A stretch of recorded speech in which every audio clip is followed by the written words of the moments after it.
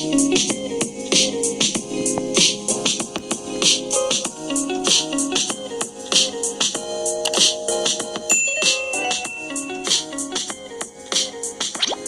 teman-teman semua, perkenalkan nama saya Hidun Adelia Safitri dari Pendidikan Geografi Universitas Muhammadiyah Purwokerto. Di vlog kali ini saya akan membahas mengenai tema menumbuhkan budaya maritim bagi generasi muda. Poin pertama, kita akan membahas mengenai sejarah kemaritiman di Indonesia. Sejak abad ke-9 Masehi, bangsa Indonesia telah berlayar dengan kapal bercadik. Mereka ke utara mengarungi lautan, ke barat memotong lautan, hingga Hindia hingga Madagaskar, ke timur hingga Pulau Paskah.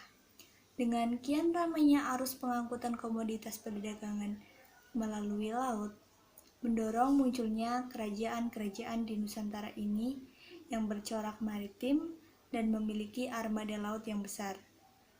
Puncak kejayaan maritim Nusantara terjadi pada masa Kerajaan Majapahit, yaitu 1293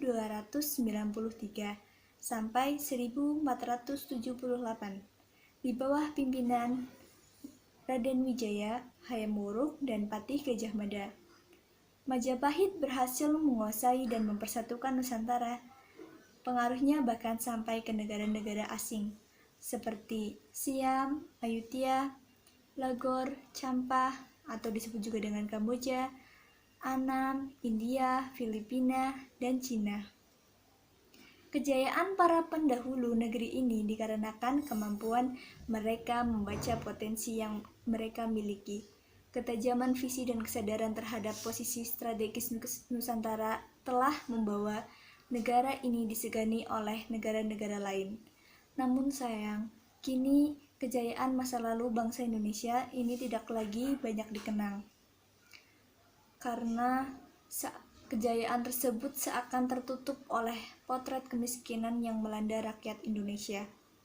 Kecintaan kita kepada laut juga sepertinya semakin dangkal. Rasa keberpihakan negara terhadap dunia maritim pun masih lemah. Padahal banyak potensi kelautan di negara kita, karena wilayah laut yang menguasai 70% dari total wilayah Indonesia. Pada wilayah tersebut tersimpan banyak kekayaan sumber daya kelautan, yaitu yang pertama, perikanan. Bisa dimanfaatkan oleh rakyat sebagai sumber penghasilan dan sumber budidaya ikan. Yang kedua, terumbu karang, sebagai tempat tinggal hewan kecil dan sebagai keindahan laut. Yang ketiga, hutan mangrove, dimanfaatkan sebagai tempat habitat ikan di laut dan sebagai bahan bakar, contohnya kayu bakar atau arang. Yang keempat, pengelolaan perhubungan laut, dimanfaatkan untuk meningkatkan aksesibilitas dan konektivitas antar pulau. Yang kelima, pengelolaan pariwisata. Selanjutnya, kita akan membahas mengenai permasalahan kelautan di negara Indonesia.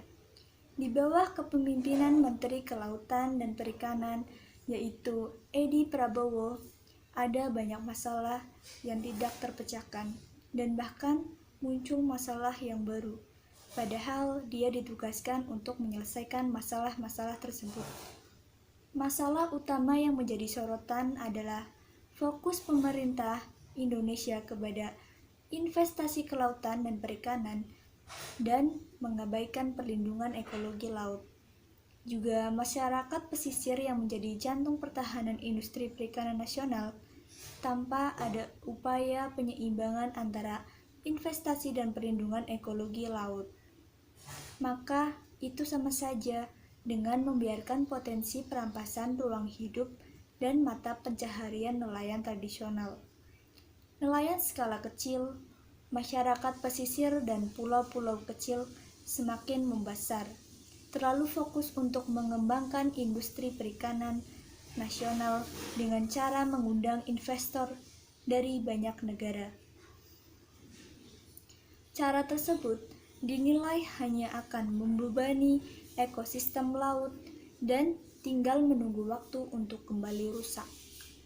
Misalnya saja, banyak terumbu karang yang rusak, penangkapan ikan berlebih, serta tata kelola dan penegakan hukum yang belum memadai, juga berkontribusi terhadap kemerosotan kualitas laut Indonesia ini. Selanjutnya kita akan membahas mengenai upaya membangun Indonesia sebagai negara maritim yang kuat dan tangguh, sehingga menjadi poros maritim dunia. Yang pertama, menegakkan peraturan-peraturan hukum yang memberikan legitimasi kuat kepada semua pemangku kepentingan dalam menjalankan perannya masing-masing. Hukum yang mengaturnya tidak saja meliputi dimensi hukum nasional, namun juga hukum internasional.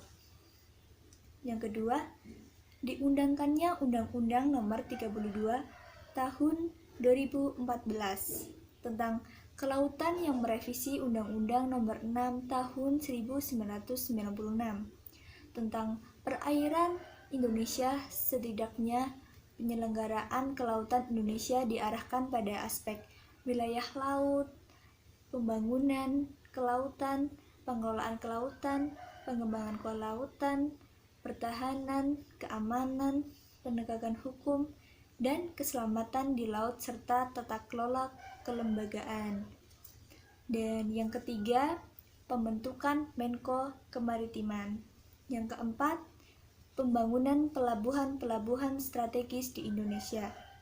Dan yang terakhir ada pengembangan teknologi geospasial dan jaringan informasi geospasial nasional dalam mendukung pengelolaan informasi geospasial.